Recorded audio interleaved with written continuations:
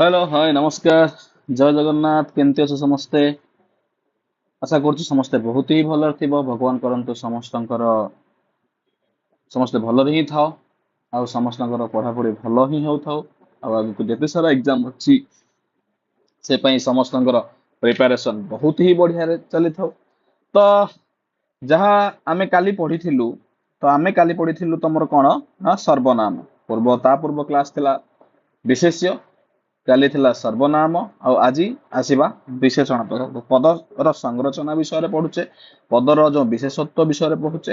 ତ ଆଜି ପଢିବା ବିଶେଷଣ କାହାକୁ କୁହାଯାଏ। ଯେତେବେଳେ ଆମେ ବିଶେଷଣ ବିଷୟରେ ପଢୁଛେ ତ ପ୍ରଥମେ ଆମେ ଜାଣିଲେ ବିଶେଷ୍ୟ କାହାକୁ କୁହାଯାଏ। ଯିଏ ପଦରେ ଯାହାକୁ ଧର ମୁଁ କହିଲି କୌଣସି ନିର୍ଦ୍ଦିଷ୍ଟ ବସ୍ତୁର ନାମ, ନିର୍ଦ୍ଦିଷ୍ଟ ବସ୍ତୁର ଗୁଣ, ନିର୍ଦ୍ଦିଷ୍ଟ ବସ୍ତୁର କ୍ରିୟାର ନାମକୁ ବୁଝାଇଲେ ଯେକୌଣସି ଜିନିଷର ଜାତିର ନାମ, ଗୁଣର ନାମ, କ୍ରିୟାର ନାମ, ବସ୍ତୁର ନାମକୁ ବୁଝାଇଲେ ଆମେ ତାକୁ କହୁଥିଲେ ବିଶେଷ୍ୟ। ସର୍ବନାମ ବିଶେଷ୍ୟ ପଦ ବା ବିଶେଷଣ ପଦ ବା ବାକ୍ୟାର୍ଥେ ଯଦି କୌଣସି ଏକ ପଦକୁ ଆମେ ବ୍ୟବହାର କରୁଛୁ ତାହାକୁ କହିଲେ ଆମେ ସର୍ବନାମ। ତ ଆଜି ପଢିବା ଏକ ସୁନ୍ଦର ଟପିକ ଯାହାର ନାଁ ହଉଛି କଣ ତମର ନା ବିଶେଷଣ। କଣ କହିଲି ନା ବିଶେଷଣ। ତ ବିଶେଷଣ କହିଲେ କଣ ବୁଝ ଟିକେ ଶୁଣିଦବ ଫାଷ୍ଟ। ତ ବିଶେଷଣ କହିଲେ ମୁଖ୍ୟତଃ ଆମକୁ ଗୋଟେ ଜିନିଷକୁ ବୁଝେଇବା ନା ବିଶେଷଣ କାହାକୁ କହିବା ନା ଯେଉଁ ପଦ ବିଶେଷ୍ୟ ପଦର ଗୁଣ କାହାର ନା ବିଶେଷ୍ୟ ପଦର ଗୁଣ, ଅବସ୍ଥା, ସଂଖ୍ୟା, ପରିମାଣର ନିର୍ଦ୍ଦିଷ୍ଟତାକୁ ବୁଝାଏ। ଯୋଉ ବିଶେଷ୍ୟ ପଦ ଅଛି ତାହାର ଗୁଣକୁ ବୁଝାଇବ, ନହେଲେ ତାହାର ଅବସ୍ଥାକୁ ବୁଝାଇବ, ନହେଲେ ତାହାର ପରିମାଣକୁ ବୁଝାଇବ, ନହେଲେ ତାର ନିର୍ଦ୍ଦିଷ୍ଟତା ବା ତାର ସଂଖ୍ୟାକୁ ବୁଝାଇବ। ତ ସେତେବେଳେ ଆମେ ତାକୁ କହିବା କଣ ନା ବିଶେଷଣ। ତ ବୁଝିବା କଣ ସେଇ ଜିନିଷଟା। ତ କଣ କହିଲି ନା ବିଶେଷଣ। ତ ବିଶେଷଣର ଫର୍ଷ୍ଟ ପଏଣ୍ଟ ଲେଖିବା ନା କଣ ନା ଯେଉଁ ପଦ, ଟିକେ ସମସ୍ତେ ଧ୍ୟାନ ଦେଇକି ପଢିବା, ବହୁତ ସୁନ୍ଦର ଭାବରେ ବିଶେଷଣକୁ ପଢିବାକୁ ଚେଷ୍ଟା କରିବା। ବିଶେଷଣ ଟିକେ ଇମ୍ପୋର୍ଟାଣ୍ଟ ସବଜେକ୍ଟ, ବହୁତ ସମୟରେ ପରୀକ୍ଷାରେ ବି ଆସେ ହେଲା। ତ କଣ କହିଲି ନା ଯେଉଁ ପଦ ବିଶେଷ୍ୟ ପଦର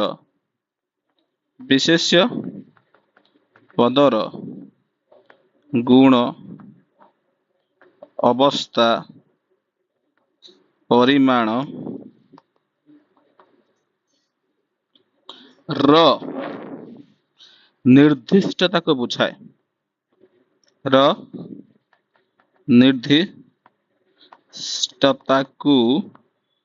ବୁଝାଏ ତାହାକୁ ଆମେ କଣ କହିବା ନା ତାହାକୁ ଆମେ ବିଶେଷଣ ବୋଲି କହିବା। ତ ଏ ଦୃଷ୍ଟିରୁ ଯଦି ଦେଖିବାକୁ ଯିବା ତାହେଲେ ବିଶେଷଣକୁ ମୁଖ୍ୟତଃ 5 ଭାଗରେ ବିଭକ୍ତ କରାଯାଇଛି। ଯଥାର୍ଥରେ ତମେ କହିପାରିବ ନମ୍ବର 1 ଗୁଣ, ନମ୍ବର 2 ଅବସ୍ଥା, ନମ୍ବର 3 ସଂଖ୍ୟା, ନମ୍ବର 3 କଣ କହିଲି ନା ସଂଖ୍ୟା,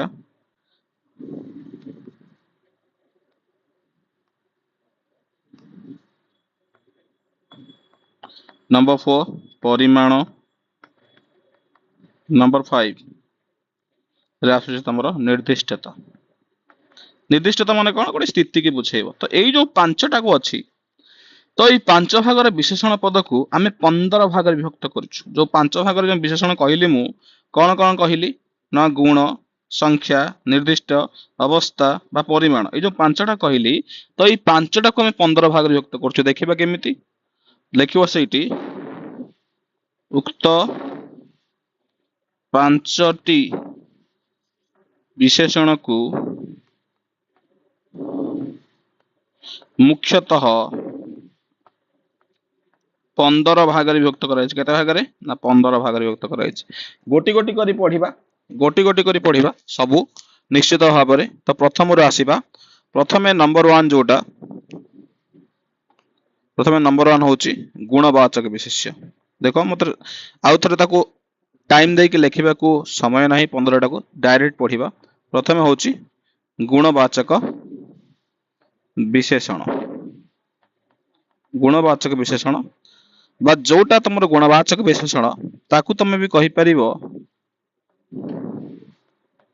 ବିଶେଷ୍ୟର ବିଶେଷଣ ମଧ୍ୟ କହିପାରିବ। ତାମାନେ ବିଶେଷ୍ୟ ପଦର ଗୁଣକୁ ବୁଝାଉଥିଲେ ତାହାକୁ ତମେ ବିଶେଷ୍ୟର ବିଶେଷଣ କହିପାରିବ, ନହେଲେ ତାକୁ ଗୁଣବାଚକ ବିଶେଷଣ ବୋଲି କହିପାରିବ। ତ ଏଇଠି ସିଧାସଳଖ ଭାବରେ ତମେ ଲେଖିପାରିବ ନା କଣ यार डेफिनेशन जो पचार तुमको किए तुम सीधा सड़क भाव लिखिपर जो जो विशेषण पद जो विशेषण पद विशेष्य पदर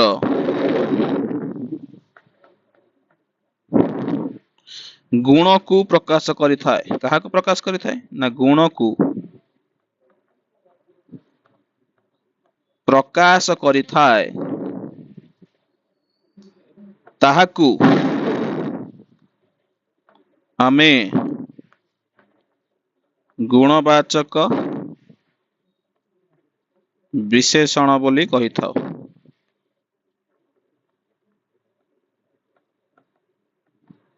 कौन ना जे कौन करुची विशेष्य पदर गुण को प्रकाश करुची ताके गुणवाचक विशेष कहि परिबा सीधा सळग कहिबाकू गले बाकू मु कोन कहिची ना विशेष्यर विशेषण तो मन रखिबो सेटा को भी तुमको कहिबी केमिति उदाहरण जतो जाउची मु उदाहरण पाखकू तो उदाहरण होउची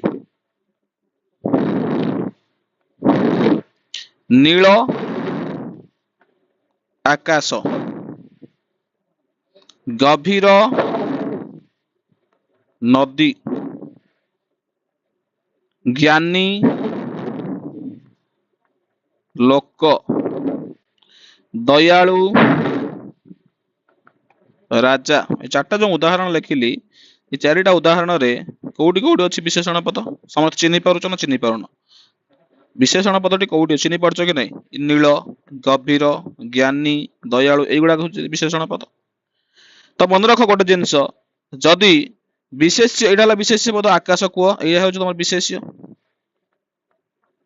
आकाश कुओ नदी कुओ लोक कुओ राजा कुओ एगुडा होछ तमर विशेष्य पद जदि विशेष्य पद पूर्व रे रही थाए आ विशेष्य पद को विशेषित करू थाए बुझी पड़छ कि नै विशेष्य पद पूर्व रे रही जदि विशेष्य एटा आउट डेफिनेशन छोटिया डेफिनेशन मन रखिथिबो विशेष्य पद पूर्वरु रही काहे कहूची ना विशेष्य पद पर रहिले तार ताको अलगा प्रकार विशेषण कहबा विशेष विधेय विशेषण बोली कहबा त म आगु जाई कहबी यदि विशेष्य पद पूर्वरु रही कोनोसी एक विशेषण पद विशेष्य पद को विशेषित करिथाए विशेष्य पद को विशेषित करिथाए ताहाको गुणवाचक विशेष्य सॉरी गुणवाचक विशेषण बा विशेष्यर विशेषण बोली कहा जाय बुझिएला कथाटा कथाटा अति सहज रे कहली निश्चित भाव तुम मनकर बुझिथिबो ना कारी बुझिएलेन पूरा संपूर्ण जिनसटा बुझाइदेले कौन ना गुणवाचक विशेषण बा विशेष्यर विशेषण कहले कौन बुझ ना विशेष्य पदर गुण को बुझाइले ताकू गुणवाचक विशेषण बा विशेष्यर विशेषण बोली कहा जाए तार गोटे छोटिया फॉर्म रे कहली जदि विशेष्य पद पूर्व रही एडे जो लिखिली देख समस्ते एडे जो लिखिली विशेष्य पद पूर्व रही जदि कौन करूची ना विशेष्य पद को विशेषित करूची ताहाले सी हो जिवो तुमरा गुणवाचक विशेषण जदि एटा उल्टी जाए राजा दयालु हो जाए ताहले तार मीनिंग अलगा हो जिवो माने विशेष्य पद परे जदि हम विशेषण पद लिखुचे ताहले तार मीनिंग टोटाली डिफरेंट हो जिवो एटा हम कहिबी आगु टिके धैर्य धरे की बस गोटी गोटी गोटी गोटी कर रही कहि जिवि ए हला तमर नंबर 1 को गले तापर नंबर 2 को आसीबा कोडी के आसीबा नंबर 2 को जते बेले म आसुची देखो आमे जते बेले विशेष्य पढिथिले तो सेठी विशेष्य रे आमे कहिथिले गुणवाचक आ अवस्थावाचक दीटा एका भलिया जिंस गुणवाचक विशेष्य बा अवस्थावाचक विशेष्य दीटा एका भलिया जिंस किंतु एठी अलगा एठी द्वितीय रे लिखिबो तमे अवस्थावाचक विशेषण देखो मु अधिक समय तुम लाइक सब्सक्राइब ए सब रे टाइम सारू ना जदि तुमको क्लास भल लागू थाए ताले एटा सत कि तुम भल पाइबा आ तुमर जदि टिके क्लास सार प्रति टिके स्नेह श्रद्धा भल पाइबा थाए ताले क्लास को टिके शेयर कर दबो टिके लाइक कर दबो अच्छा एतिकी कर दबो पाठ जोडी बुझी परुनो टिके कमेंट कर दबो एतिकी जिंस करबा को चेष्टा करिवो समस्त को एटा मोर अनुरोध संग माने जे भी ओडिया आरआई को किंबा एआरआई को अमीनो आईसीडीएस जे परीक्षा दउथिबे जदि कहारे भी ओडिया रे डाउट थिबो तमे तांको रेकमेंड करि परिबो नो डाउट ओके तो जते बेले हमें ए जिंस पर आसिलु तो फर्स्ट पॉइंट को आसीबी मु अवस्थावाचक विशेषण कहा को कहा जाय ना जते बेले कोनोसी विशेष्य बा कोनोसी कोन कहली विशेषण पद जते बेले कोनोसी विशेषण पद विशेष्य पदर कौन ना विशेष्य पदर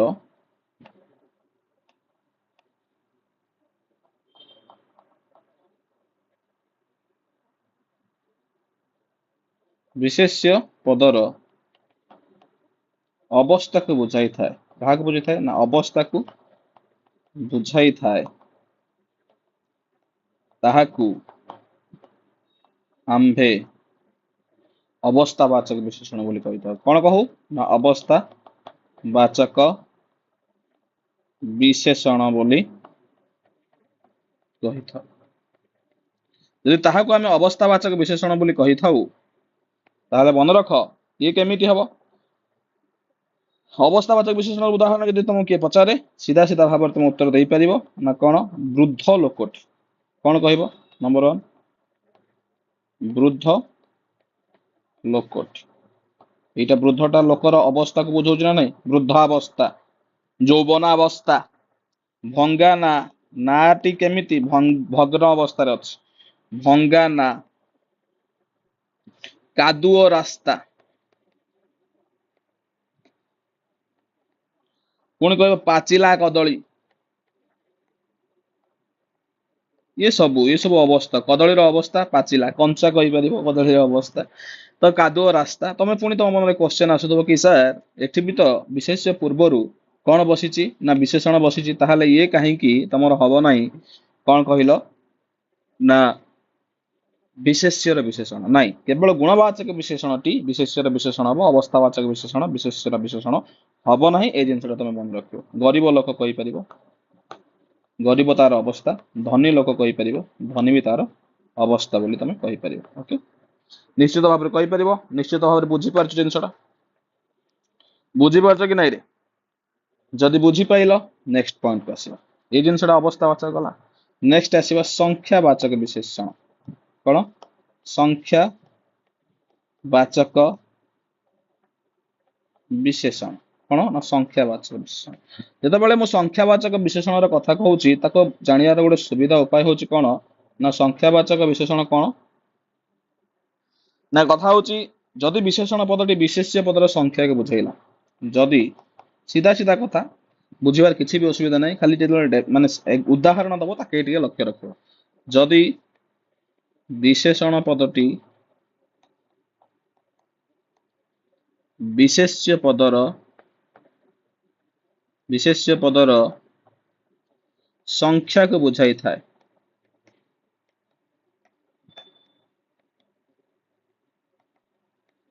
ताहाकू आमे कौन कहिबा ना संख्यावाचक विशेषण कहिबा कौन कहिबा रे संख्यावाचक विशेषण कहिबा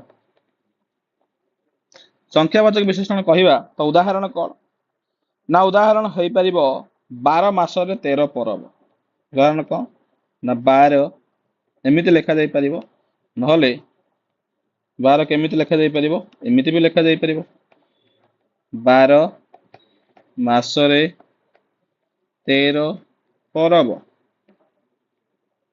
12 13 ओडिशा रे 30 गोटी जिला अछि ओडिशा रे 30 गोटी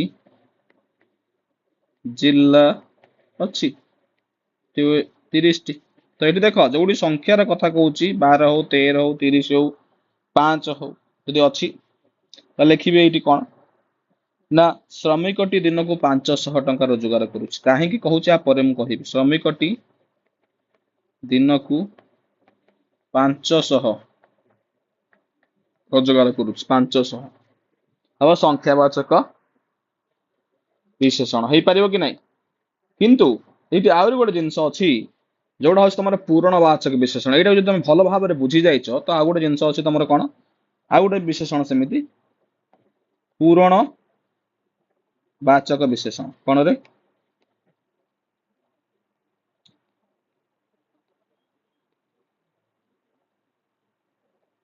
पूरणवाचक विशेषण अन्यटी अच्छी कौन ना पूरणवाचक विशेषण बाबा रे सारी पूरणवाचक विशेषण कौन ना पूरणवाचक विशेषण कथा जो कहूँ तो गोटे कथा मन रख ଯେତେବେଳେ ସଂଖ୍ୟା ଗୁଡିକ ଠିକ ସେଇ ସଂଖ୍ୟାର କଥା ବୁଝେଇବ, କିନ୍ତୁ ଯଦି ସଂଖ୍ୟା ଗୁଡିକ 1 2 3 4 ପରିବର୍ତ୍ତେ ପ୍ରଥମ ଦ୍ୱିତୀୟ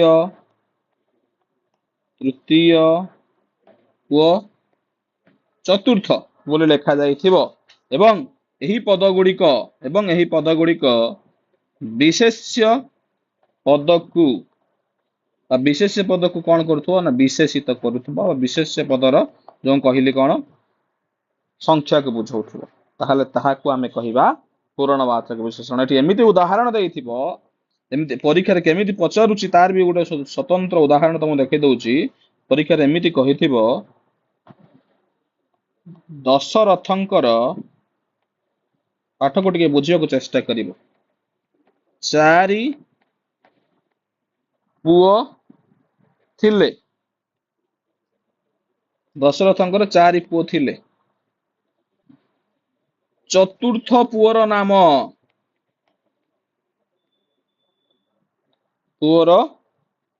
ନାମ ଶତ୍ରୁଘ୍ନ। ତ ଏଠି ଏଇ ଯୋଉ ପ୍ରଥମ 4ଟି ଅଛି, ତ ପ୍ରଥମ 4ଟି ହଉଛି ସଂଖ୍ୟା, ଦ୍ୱିତୀୟଟା ଯୋଉ ଚତୁର୍ଥ ଇଏ ହଉଛି ତମର ପୂରଣ। ବୁଝିପାରୁଛ କି ନାଇଁ? ତ ସବୁବେଳେ ମନେ ରଖିବ କଣ ପଚାରିଛି, ସବୁବେଳେ ଏଇ ଜିନିଷଟାକୁ ମନେ ରଖିବ, ତମକୁ ପଚାରିଛି କଣ। ବୁଝିପାରୁଛ କି ନାଇଁ? ଯେମିତି ପଚାରିବ, ଯେମିତି ପ୍ରଶ୍ନକୁ ସେମିତି ଉତ୍ତର ଦବ। ସେମିତି ତମକୁ କହିପାରିବ ବଣିକ ଶିକ୍ଷା, ସେମିତି ପଚାରିବ କି ରିଲାଏନ୍ସ ସ୍ମାର୍ଟ ସିଟି 5 ମହଲା ବିଶିଷ୍ଟ। ଶହୀଦନଗରରେ ଥିବା ରିଲାଏନ୍ସ ସ୍ମାର୍ଟ ସିଟି 5 ମହଲା ବିଶିଷ୍ଟ। ସେଥିରେ ଚତୁର୍ଥ ମହଲାରେ ଆମର ବା ଆମ ପାଇଁ 5 ମହଲା ବିଶିଷ୍ଟ, ଚତୁର୍ଥ ମହଲାରେ ଆମ ପାଇଁ ପ୍ୟାଣ୍ଟ ସାର୍ଟ ଅଛି ବା ଲୁଗା ଅଛି। ତ ଏଠି ପଞ୍ଚମ ଗୋଟେ କହିଲି କଣ, 5 ଗୋଟେ କହିଲି, ଆଉ ଗୋଟେ କଣ କହିଲି, ତୃତୀୟ କହିପାରିବି, ତୃତୀୟ ମହଲା ବୋଲି ବି କହିପାରିବି, ତୃତୀୟ ବା ଚତୁର୍ଥ କହିପାରିବି। ତ ଏଇ 5ଟା ହେଇଯିବ ତମର ସଂଖ୍ୟା, ଆଉ ଏ ତୃତୀୟଟା ହେଇଯିବ ତମର ପୂରଣ। ବୁଝିପାଇଲ କି ନାଇଁ? ଯଦି ବୁଝିପାଇଲ ତାହେଲେ ଟିକେ ସମସ୍ତେ ଲାଇକ୍ କରିଦବ, ଯଦି ବୁଝି ନ ପାଇଲ ତାହେଲେ କମେଣ୍ଟ ଲେଖିଦବ କି ସାର୍ ଆମକୁ ଆଉ ଟିକେ ଭଲସେ ବୁଝେଇ ଦିଅନ୍ତୁ, କିଛି ଅସୁବିଧା ନାହିଁ। ଏଟା ଯଦି ବୁଝିପାଇଲ, ନେକ୍ସଟ ଆସିବ ପରିମାଣ ବାଚକ ବିଶେଷଣ। କଣ ଆସିବ ସମସ୍ତେ ଟିକେ ଭଲ ଭାବରେ ଦେଖୁଥିବ। ନେକ୍ସଟ କଣ କହିଲି ନା ପରିମାଣ ବାଚକ ବିଶେଷଣ। ଆଚ୍ଛା, ପରିମାଣ ବାଚକ ବିଶେଷଣ କେମିତି ଦେଖିବା? ଯେଉଁ ବିଶେଷଣ ପଦ ବିଶେଷ୍ୟ ପଦର ପରିମାଣକୁ ବୁଝେଇବ, ସିଧା କଥା ନା କଣ ନା ଯେଉଁ ବିଶେଷଣ ପଦ ବିଶେଷ୍ୟ ପଦର ଯେଉଁ ବିଶେଷଣ ପଦ କଣ କହୁଛି ନା ବିଶେଷ୍ୟ ପଦର ପରିମାଣକୁ ବୁଝେଇବ। ପରିମାଣକୁ ବୁଝାଏ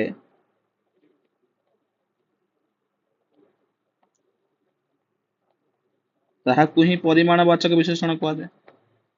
ତାହାକୁ ପରିମାଣ ବାଚକ ବିଶେଷଣ କୁହାଯାଏ କି ନାହିଁ?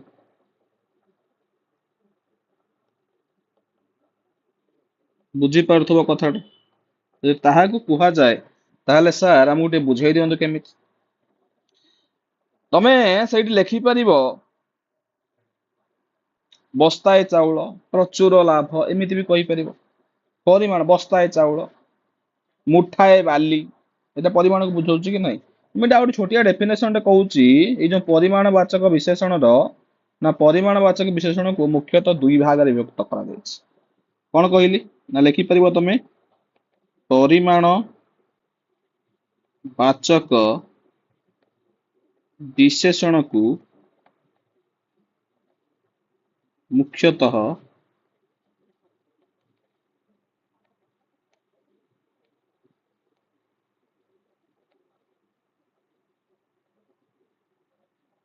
ପରିମାଣ ବାଚକ ବିଶେଷଣକୁ, ଟିକେ ଗୋଟେ ମିନିଟ, विशेषण को मुख्यतः दुई भाग रे विभक्त कराई केते भाग रे दुई भाग रे विभक्त करा जाई से दुई भाग रे विभक्त कराई तल कोन कोन ना नंबर 1 निर्दिष्ट परिमाणवाचक निर्दिष्ट परिमाणवाचक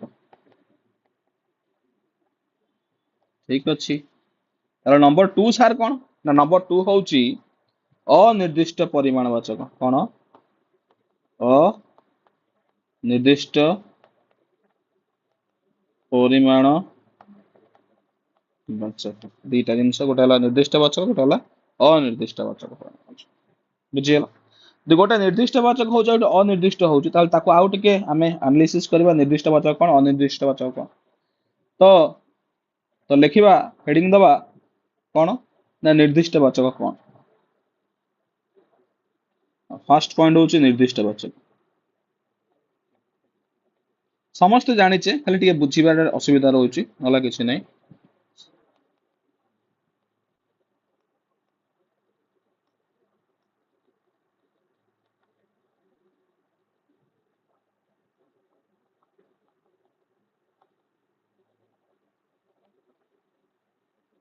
निर्दिष्ट वाचक कोन निर्दिष्ट वाचक कहिले सीधा सीधा कथा होची जो परिमाण एक निर्दिष्टता को सूचाए ताहाको निर्दिष्ट वाचक काहाको सूचाइबो निर्दिष्टता जो निर्दिष्टता दर्शाउची ताहाको आमे कहबा निर्दिष्ट परिमाणवाचक ना सर निर्दिष्टता केमिति ना तमे लिखि परिबो बस्ताए चाउल तमे लिखि परिबो मुठाए बाली तमे लिखि परिबो ठेकिए क्षीर ठेकिए बस्ताए मुठाए गोटे परिमाण कहूच किंतु आको निर्दिष्ट परिमाण गोटे कहूच बस्तारे हो कि मुठारे हो कि ठेकीरे हो निर्दिष्ट कहूच ताले अनिर्दिष्ट कोन तम मन रे पुनी क्वेश्चन आसीबो सर अनिर्दिष्ट वाचक बा अनिर्दिष्ट सूचक परिमाण वाचक केमिति होची विशेषण हमकु टिके कहि दियंतु अनिर्दिष्ट वाचक कहूची सेठी भी गोटे जिंस को मन रख जेउटी परिमाणर कोनोसी निर्दिष्टता न थाए कोन न थाए ना परिमाणर कोनोसी निर्दिष्टता न थाए कोन न थाए निर्दिष्टता न थाए ताहाको कहबा जदि परिमाणर निर्दिष्टता नाही ताहा सेटा कोन ना कहि परिबो तमे प्रचुर लाभ तामे ताको आकलन करि होउनी तमे कहि परिबो अनंत ब्रह्मांड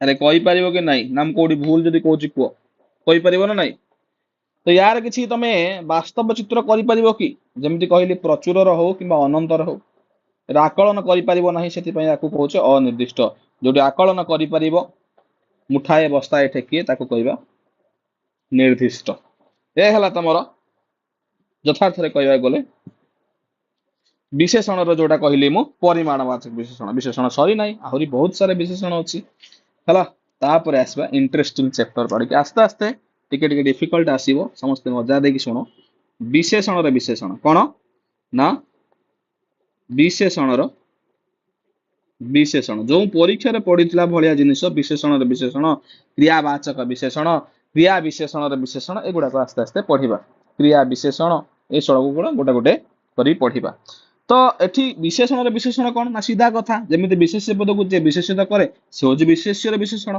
सेही परि भाबरे जेउ पद विशेषण पद को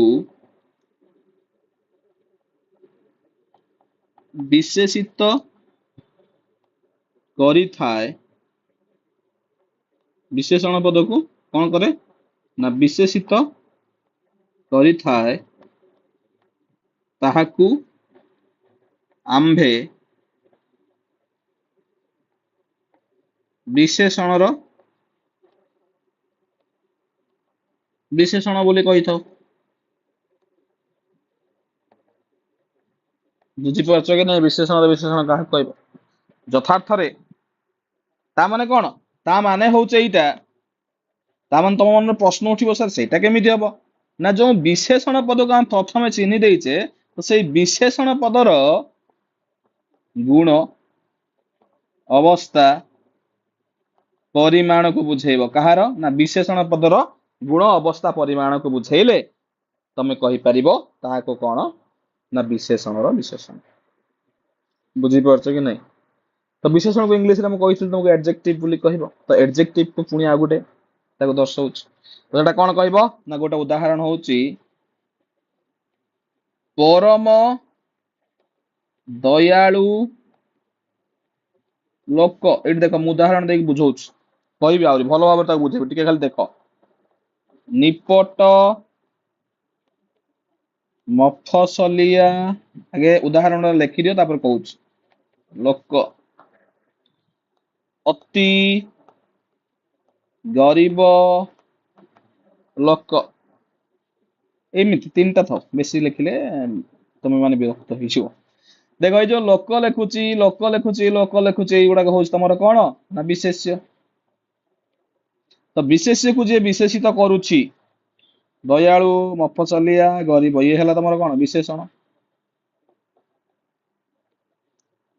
ଆଉ ଗୋଟେ ଯୋଉ ଦେଲା ତମର ପରମ ହଉ କିମ୍ବା ନିପଟ ହଉ କିମ୍ବା ଅତି ହଉ, ଏ କାହାକୁ କରୁଛି? ଇଏ ଦୟାଳୁକୁ କରୁଛି କି ନାଇଁ? ନିପଟ ମଫସଲିଆ କରୁଛି କି ନାଇଁ? ଅତି ଗରିବକୁ କରୁଛି କି ନାଇଁ? ଅତି ଗରିବ, ଗରିବ, ଅତି ଗରିବ, ମଫସଲିଆ, ନିପଟ ମଫସଲିଆ, ଦୟାଳୁ, ପରମ ଦୟାଳୁ। ସେଥିପାଇଁ ତମେ ଏଇଠି ଲେଖିପାରିବ ଏଇ ହଉଛି ତମର ବିଶେଷଣର ବିଶେଷଣ। ଲେଖିପାରିବ ନା ନାଇଁ ରେ? ଆଶା କରୁଛି ସମସ୍ତେ ଜିନିଷଟାକୁ ବୁଝିପାରିଥିବ। ଯଦି ବୁଝିପାରୁଛ ଆମେ ପରବର୍ତ୍ତୀ ଷ୍ଟେପକୁ ଯିବା। ଯଦି ୟା ଭିତରେ ବି କୋଉଠି କାହାର ବୁଝିବାର ଅସୁବିଧା ଅଛି, ସିଧାସଳଖ ଭାବରେ ମତେ କମେଣ୍ଟ ବକ୍ସରେ ପିନ୍ କରିଦେବ, ମୁଁ ତାକୁ କହିଦେବି, କିଛି ଅସୁବିଧା ନାହିଁ। ନେକ୍ସଟ ପଏଣ୍ଟକୁ ଆସିବା। ପରବର୍ତ୍ତୀ ପଏଣ୍ଟ ହଉଛି କ୍ରିୟା ବିଶେଷଣ। କଣ କହିବ? ନା ପରବର୍ତ୍ତୀ ପଏଣ୍ଟ ହଉଛି କ୍ରିୟା ବିଶେଷଣ। ପରବର୍ତ୍ତୀ ପଏଣ୍ଟ ହଉଛି କଣ? ନା ତମର କ୍ରିୟା ବିଶେଷଣ। ଯେତେବେଳେ ମୁଁ କ୍ରିୟା ବିଶେଷଣ କଥା କହିବି ସେତେବେଳେ ଗୋଟେ ଜିନିଷକୁ ମନେ ରଖ, ନା ଯୋଉ ପଦଟି କ୍ରିୟା ପଦକୁ ବିଶେଷିତ କରେ ସେଇ ପଦକୁ ତମେ କହିପାରିବ କ୍ରିୟା ବିଶେଷଣ, ଯାହାକୁ ତମେ ଇଂଲିଶରେ କହିପାରୁଛ ଏଡଭାର୍ବ। ଭାର୍ବକୁ ଯିଏ ବିଶେଷିତ କରୁଛି ସେ ହଉଛି ଏଡଭାର୍ବ। ତ କ୍ରିୟା ପଦକୁ କିଏ ବିଶେଷିତ କରୁଛି ଦେଖିବା। କ୍ରିୟା ପଦକୁ ତ ଉଦାହରଣ ଲେଖିପାରିବ, ଯେଉଁ ବିଶେଷଣ ପଦ, ତମେ ତାକୁ ଲେଖିପାରିବ ଏମିତି।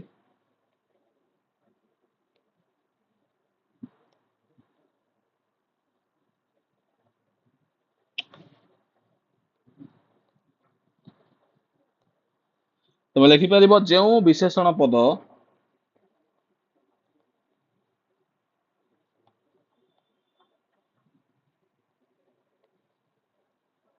କ୍ରିୟା ପଦକୁ ବିଶେଷିତ କରେ। କାହାକୁ କରେ? ନା କ୍ରିୟା ପଦକୁ ବିଶେଷିତ କରିଥାଏ, ତାହାକୁ କ୍ରିୟା ବିଶେଷଣ ବୋଲି କୁହାଯାଏ।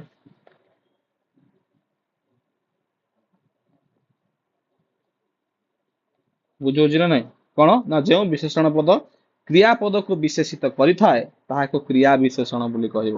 ନା ସାର୍ ଏଇଟା କେମିତି? ଗୋଟେ ଉଦାହରଣ ଦେଇ ଦିଅନ୍ତୁ ଆମେ ବୁଝିପାରିବା। ହଉଛି ତ ଆଉ ଗୋଟେ ଜିନିଷ ମନେ ରଖ, ଆଉ ଗୋଟେ ଛୋଟିଆ ଡେଫିନେସନ କହୁଛି। କେତେକ ପରିସ୍ଥିତିରେ ବା କିଛି ସିଚୁଏସନରେ, ଯୋଉଟା କହୁଛ ତମେ, କେତେକ ପରିପ୍ରେକ୍ଷୀରେ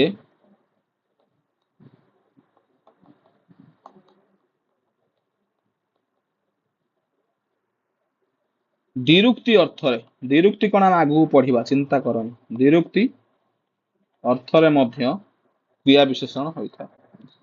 ଦ୍ୱିରୁକ୍ତି ଅର୍ଥରେ ମଧ୍ୟ କଣ ହେଇଥାଏ? ନା କ୍ରିୟା ବିଶେଷଣ ହୋଇଥାଏ। ଦ୍ୱିରୁକ୍ତି ମାନେ ଗୋଟିଏ ଉକ୍ତି, ଯୋଉ ଦ୍ୱିରୁକ୍ତି ଦିଆହେଲା ସେ ହଉଛି ଗୋଟିଏ ଉକ୍ତି ବାରମ୍ବାର ହେଇଥିବ, ଦୁଇଥର ଉଚ୍ଚାରଣ ହେଇଥିବ, ଦ୍ୱିରୁକ୍ତି। ତ ମୁଁ ଦିଟା ତିନିଟା ଉଦାହରଣ ଦଉଛି, ଦ୍ୱିରୁକ୍ତିରେ ବି ଉଦାହରଣ ତମକୁ ଦେଇଦେବି, କିଛି ଅସୁବିଧା ନାହିଁ। ଉଦାହରଣ, ଘୋଡାଟି ଚଞ୍ଚଳ ଦୌଡ଼ି ପାରେ। ଘୋଡ଼ାଟି ଚଞ୍ଚଳ ଦୌଡ଼ି ପାରେ। ଗୋଟେ ପଏଣ୍ଟ। ଦ୍ୱିତୀୟ ପଏଣ୍ଟ, ଦୀପଟି ମିଞ୍ଜି ମିଞ୍ଜି ହୋଇ ଜଳୁଛି। କଣ? ଦୀପଟି ମିଞ୍ଜି ମିଞ୍ଜି ହୋଇ ଜଳୁଛି। ହେଲା, ତ ଇଏ ହେଲା ଚଞ୍ଚଳଟା ହେଲା ତମର ନର୍ମାଲ। ଏ ହଉଛି ଦୌଡ଼ିବାଟା କଣ? କ୍ରିୟା। ଦୌଡ଼ିବାଟା କଣ? ନା କ୍ରିୟା। ଯେ ଦୌଡ଼ିବା କ୍ରିୟା ହଉଛି, ଏ ହଉଛି କଣ? କ୍ରିୟା। ତ କ୍ରିୟାକୁ ଯିଏ ବିଶେଷିତ କରୁଛି ଚଞ୍ଚଳ, ସେ ହେଲା ବିଶେଷଣ। ସେଠି ସେମିତି ଜଳୁଛି ବି କ୍ରିୟା, କ୍ରିୟାକୁ ଯିଏ ବିଶେଷଣ କରୁଛି ମିଞ୍ଜି ମିଞ୍ଜି। ଏଇଠି କିନ୍ତୁ ଦ୍ୱିରୁକ୍ତି ଅଛି, ମିଞ୍ଜି ମିଞ୍ଜି ଦିଥର ଉଚ୍ଚାରଣ ରହିଛି। ଏଇ ହଉଛି ଦ୍ୱିରୁକ୍ତି ଅର୍ଥରେ କ୍ରିୟା ବିଶେଷଣ। ତମେ ଲେଖିପାରିବ ଦ୍ୱିରୁକ୍ତି ଅର୍ଥରେ କ୍ରିୟା ବିଶେଷଣ ବୋଲି ଲେଖିପାରିବ। ହାତୀଟି ଝୁଲି ଝୁଲି ଚାଲେ। ଝୁଲି ଝୁଲି ଦ୍ୱିରୁକ୍ତି ଅର୍ଥରେ କ୍ରିୟା ବିଶେଷଣ। ହେଲା, ଚାଲିବା ପୂର୍ବରୁ ହଉଛି ସିଧା ସିଧା କଥା, କିନ୍ତୁ ଆମେ ତାକୁ ଦ୍ୱିରୁକ୍ତି ବୋଲି ଦେଖେଇ ଦଉଛେ। ଗୋଟେ ଉଦାହରଣ ବି ସେଟା ବି ରହିବ ଦ୍ୱିରୁକ୍ତି ଅର୍ଥରେ। ଯଦି କେବେ ଡେଫିନେସନ ପଚାରି ଦିଏ ପରୀକ୍ଷାରେ, ତମେ ଆଖି ବୁଝିକି ଲେଖିପାରିବ ଦ୍ୱିରୁକ୍ତି ଅର୍ଥରେ ମଧ୍ୟ କଣ ହେଇଥାଏ ନା କ୍ରିୟା ବିଶେଷଣ ହେଇଥାଏ। ଓକେ, ନେକ୍ସଟ ପଏଣ୍ଟ ଆସିବ କ୍ରିୟା ବିଶେଷଣର ବିଶେଷଣ। କ୍ରିୟା ବିଶେଷଣ ଗଲା। ନେକ୍ସଟ ପଏଣ୍ଟ ହଉଛି ଇମ୍ପୋର୍ଟାଣ୍ଟ ଜିନିଷ, କ୍ରିୟା ବିଶେଷଣର ବିଶେଷଣ। କଣ? କ୍ରିୟା ବିଶେଷଣର ବିଶେଷଣ। କଣ କହିଲି ନା କ୍ରିୟା ବିଶେଷଣର ବିଶେଷଣ କହିଲି। ବୁଝିଗଲା? ଯେତେବେଳେ ମୁଁ କହୁଛି କ୍ରିୟା ବିଶେଷଣର ବିଶେଷଣ କଥା, ସେତେବେଳେ ଗୋଟେ ଜିନିଷ ମନେ ରଖ। କ୍ରିୟା ବିଶେଷଣର ବିଶେଷଣ କଣ? ନା ଯିଏ ପଦଟି କ୍ରିୟାକୁ ବିଶେଷିତ କରିଥାଏ, ସେ ହଉଛି କ୍ରିୟା ବିଶେଷଣ। ତ କ୍ରିୟା ବିଶେଷଣକୁ ଯିଏ ବିଶେଷିତ କରିବ, ସିଏ ହଉଛି କ୍ରିୟା ବିଶେଷଣ ବିଶେଷଣ। ସେଇଭଳିଆ ଜିନିଷ। ତ ଉଦାହରଣ ଲେଖିପାରିବ,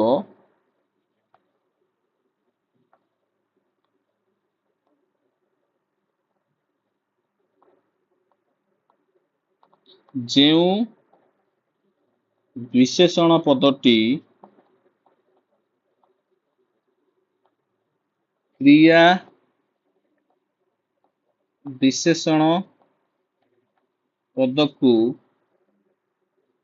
କ୍ରିୟା ବିଶେଷଣ ପଦକୁ ବିଶେଷିତ କରିଥାଏ, ତାହାକୁ କ୍ରିୟା ବିଶେଷଣର ବିଶେଷଣ ବୋଲି କୁହାଯାଏ। ହେଲା, ତ କ୍ରିୟା ଉଦାହରଣ ଦେଖିବା। ନା ଲୋକଟି ଅତି ଧୀରେ ଚାଲୁଛି। ବୁଝିପାରୁଛ କି ନାଇଁ? ପିଲାଟି ଖୁବ ଜୋରରେ ଦୌଡୁଛି।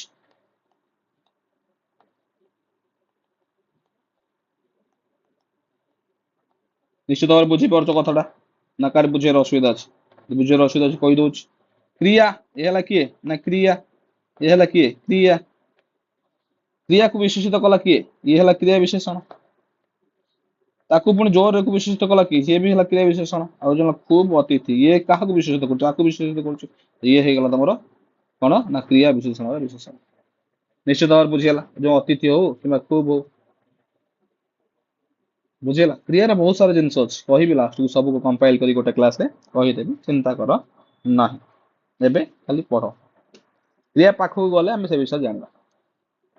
ତାପରେ ଆସୁଛି କ୍ରିୟାଜ ବିଶେଷଣ। କ୍ରିୟାଜ ବିଶେଷଣ।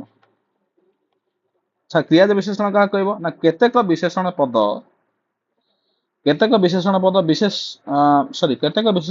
ବିଶେଷ୍ୟର ଅବସ୍ଥାକୁ ବୁଝାଉଥିଲେ ସୁଦ୍ଧା ସେ କ୍ରିୟାପଦ ହେଇଥାଏ। ବୁଝିପାରୁଛ କି ନାଇଁ? ତାମାନେ କଣ? ଦେଖ କଣ କହୁଛି। କେତେକ ବିଶେଷଣ ପଦ କ୍ରିୟା ପଦରୁ ଉତ୍ପନ୍ନ ହୋଇ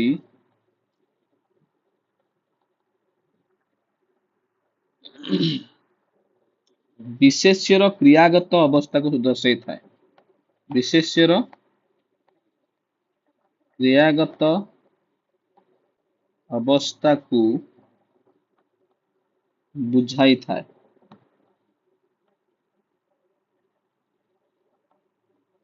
ତାହାକୁ କ୍ରିୟାଜ ବିଶେଷଣ କୁହାଯାଏ।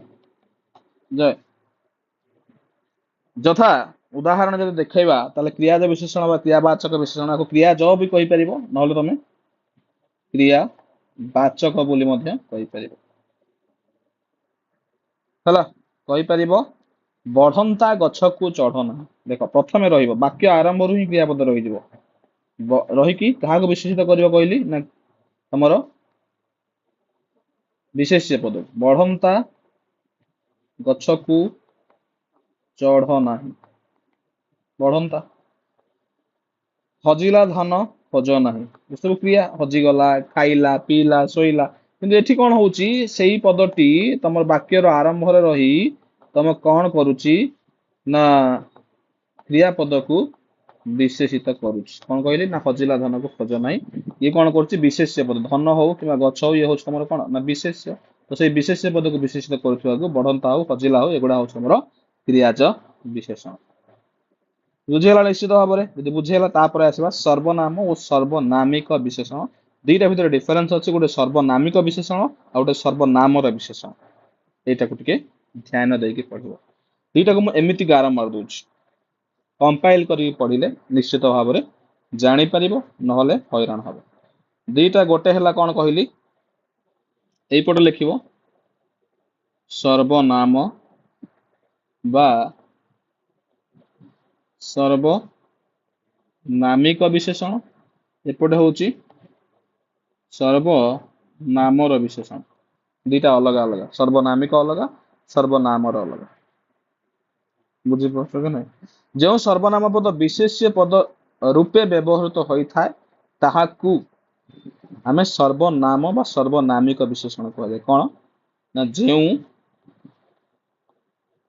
ସର୍ବନାମ ପଦ ବିଶେଷ୍ୟ ପଦ ରୂପେ, କଣ ନା ବିଶେଷ୍ୟ ପଦ ରୂପେ ବ୍ୟବହାର ହୋଇଥାଏ ତାହାକୁ କଣ କହିବା, ଆମେ ସର୍ବନାମିକ ବା ସର୍ବନାମର ବିଶେଷଣ ବୋଲି କହିବା। ଉଦାହରଣ ବି ଲେଖୁଛି ଦେଖ। ଉଦାହରଣ ହଉଛି ସେହି ପର୍ବତ। ଉଦାହରଣ ଲେଖିପାରିବ ଏପରି କଥା। ମନେ ରଖିବ, ପରୀକ୍ଷାରେ ବହୁତ ଇମ୍ପୋର୍ଟାଣ୍ଟ ଜିନିଷ ପଡି ଯାଇପାରେ। କିନ୍ତୁ ଏପଟେ ଲେଖିବ ଯେଉଁ ବିଶେଷଣ ପଦ ସର୍ବନାମ ପଦରେ ବା ସର୍ବନାମ ପଦ ପରେ ବ୍ୟବହୃତ ହୋଇ ବିଶେଷ୍ୟ ପଦକୁ ବିଶେଷିତ କରେ। କଣ ସର୍ବନାମ ପଦ ପରେ। ଏଇଠି ଏଇଠି ଗୋଟେ ଜିନିଷ ମନେ ରଖ, ଏଇଠି ଗୋଟେ ହେଲା ନିର୍ଦ୍ଦିଷ୍ଟ ସର୍ବନାମ ପଦକୁ ମୁଁ କହିଲି ସର୍ବନାମ ବା ସର୍ବନାମିକ ବିଶେଷଣ। କିନ୍ତୁ ଏଠି କହୁଛି ଯେଉଁ ବିଶେଷଣ ପଦ ସର୍ବନାମ ପଦ ପରେ ବ୍ୟବହୃତ ହୋଇ ସର୍ବନାମ ପଦ ପରେ ବ୍ୟବହୃତ ହୋଇ ବିଶେଷ୍ୟ ପଦକୁ ବିଶେଷିତ କରେ। କାହା କରେ ନା ବିଶେଷ୍ୟ ପଦକୁ ବିଶେଷିତ କରେ।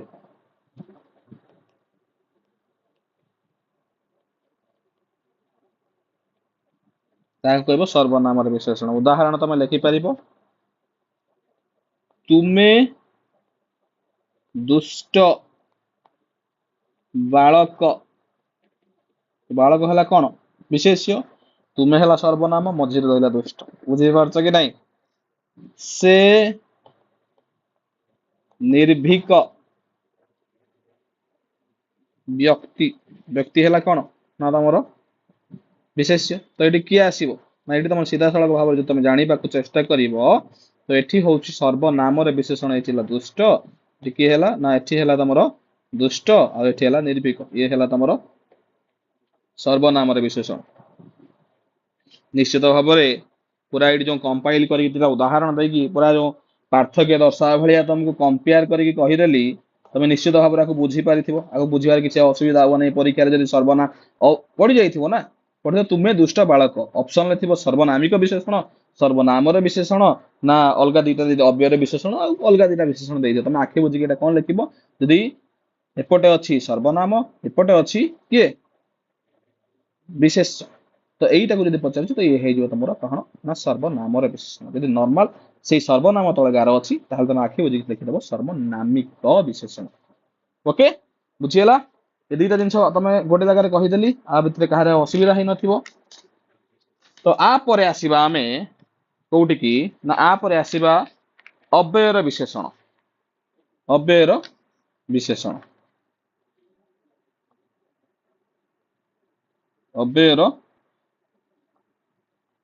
विशेषण जब अव्ययर विशेषण पाखु आसुची तो मन रख अव्यय दैट मीन्स व्हाट जहार जहार कौन नाही जहाकू जहार केबे विभक्तिगत परिवर्तन होए नाही जहार केबे लिंगगत परिवर्तन होए नाही मन रख सेटा अव्यय काहा को कहा जाए जहार विभक्तिर लिंगर पुरुषर परिवर्तन होई न थाए पुरुषर परिवर्तन होई न थाए ताहाकू ही आमे कहिबा अव्ययर विशेषण सेटा कहबा अव्यय तो सेही जिंसटा जतले व्यवहार हेते ताकू ही कहबा आमे अव्ययर विशेषण ता माने जेउ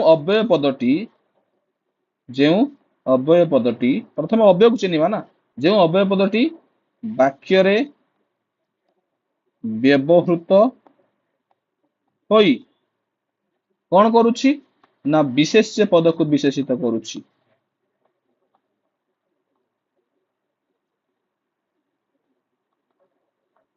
करुछि ताहाकू अव्ययर विशेषण बोली कहि परिबो नाही ये तो डेफिनेशन ना अलग किछि तो एटी केमिति उदाहरण ना उदाहरण लेखो पुओटी अविकलता मा परि दिसुछि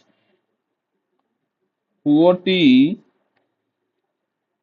अविकल ता मा परि दिसुछि एटी किए प्रथमे चिन्ह विशेषण प्रथमे चिन्ह विशेषण किए प्रथम विशेषण होउछि किए ना अविकल तो अविकल होउछि तमरो अव्ययर विशेषण तो आउर गुटे उदाहरण लेख मोर मन हला ठीक जेमिति भूमिकंप हेउछि कोन हला ना मोर मने हला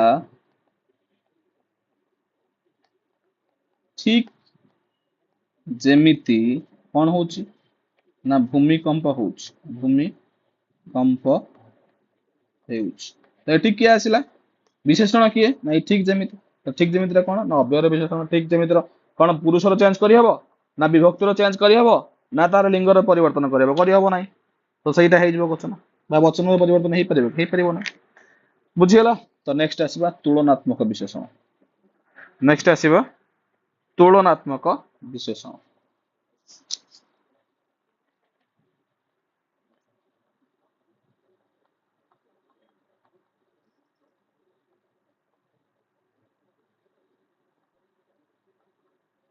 तुलनात्मक कौन ना विशेषण जो तुलनात्मक विशेषण कथा कहूँ मन रख दुई बा ततोधिक विशेष्य पद मध्यरु तुलना करने निमंते जो विशेषण पद व्यवहार करा जाई थाए हला कौन दुई बा ततोधिक विशेष्य पद मध्यरु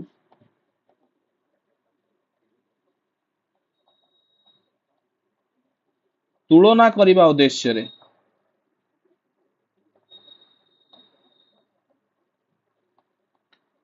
तुलना करने उद्देश्य रे जो विशेषण पदर व्यवहार करा जाई थाए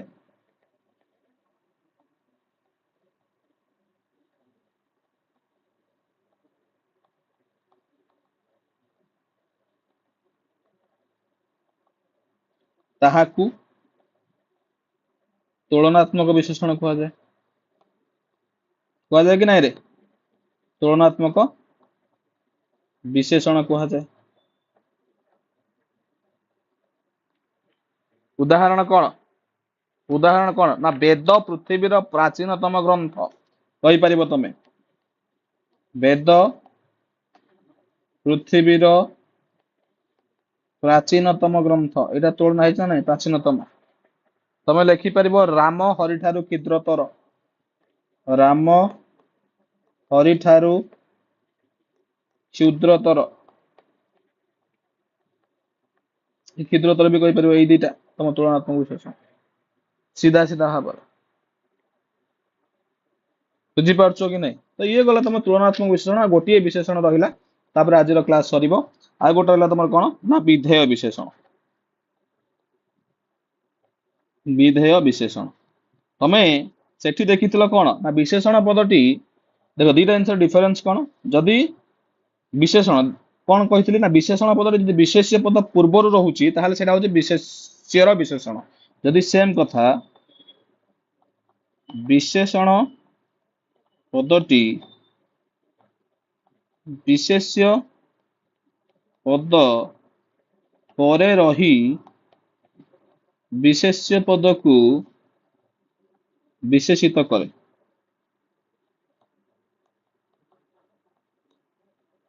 ही विधेय विशेषण कहवा यथार्थ उदाहरण लिखिपर लोकटी दुष्ट से कही दुष्ट लोकटी कहली कौन लोकटी दुष्ट से कही कौन कही गोटे उदाहरण कौन कही तुम मन अच्छी